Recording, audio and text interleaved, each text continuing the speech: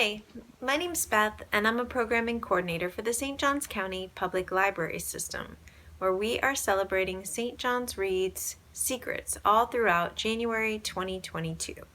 One of the 4 books that we are featuring this month is the book The Vanishing Half by Britt Bennett, which is about 2 African American twin sisters growing up in the segregated South and what happens when one of the twins decides to flee her life and begin passing as a white woman.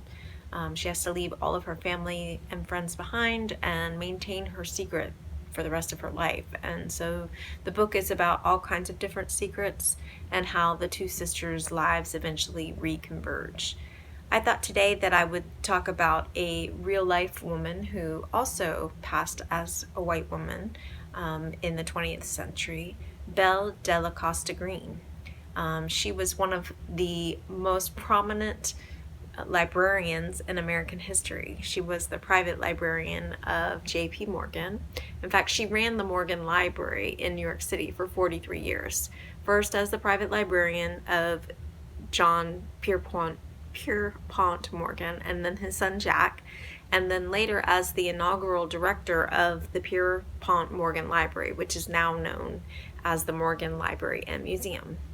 Not only did Belle build one of the most spectacular and important rare book and manuscript collections in the United States, but she also transformed an exclusive private collection into a major public resource.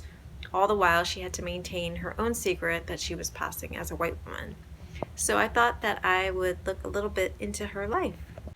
She was born in 1879 as the daughter of Genevieve Ida Fleet Greener and Richard T. Greener, and actually was named Belle Marion Greener at birth.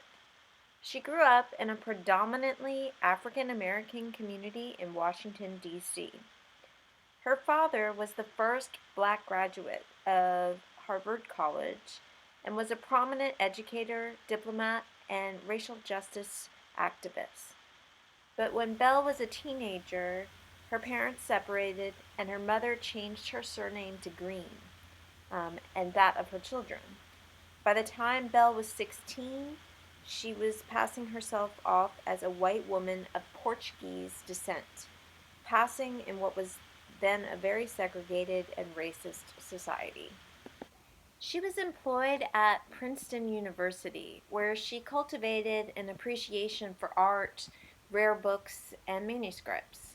She was fiercely intelligent, and she had a discerning eye, which she coupled with her steely work ethic, and it caught the attention of Junius Spencer Morgan while he was at Princeton. He was a nephew of J.P. Morgan and ultimately recommended her to his uncle, who was an ardent book lover, whose new library was almost completed. Belle began working as J.P. Morgan's private librarian in 1905. She had her own assistant, Ada Thurston, and Belle managed, documented, and built Morgan's collection of rare materials. She established relationships with dealers and scholars and organized public exhibitions at outside venues. She soon found herself on one of the most powerful people in the art world, traveling the globe and buying art and manuscripts at auction, socializing with all the illustrious families of the Gilded Age, like the Vanderbilts and the Astors. But she also generally caused a stir wherever she went. She was constantly featured in newspapers and magazines, widely known for her gorgeous clothes and her rather spunky personality. But her extravagant personal style was a mask meant to distract from who she really was and who her family was. Her family that was quite dependent on her rather comfortable salary. After Morgan's death in 1913, Greene continued as a private librarian to his son, who she ultimately helped convince to turn the library into a public institution, which happened in 1924. Greene was named its first director and served in that capacity until she retired in 1948, ultimately 2 years before her death. While she's often remembered first for her association with J.P. Morgan and also for her secret, she really had an outstanding professional legacy. She not only acquired countless important rare materials, but she helped make those accessible.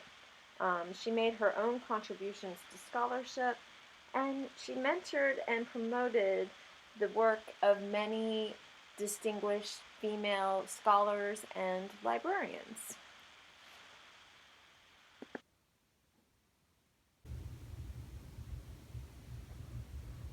This program was inspired by one of our St. John's Reads books, The Vanishing Half by Britt Bennett. There's several books in our St. John's Reads 2022 selection, St. John's Reads Secrets, and this includes a character who passes as white, just as Belle da Costa Greene did. We also have this book in our library system, The Personal Librarian by Marie Benedict and Victoria Christopher Murray.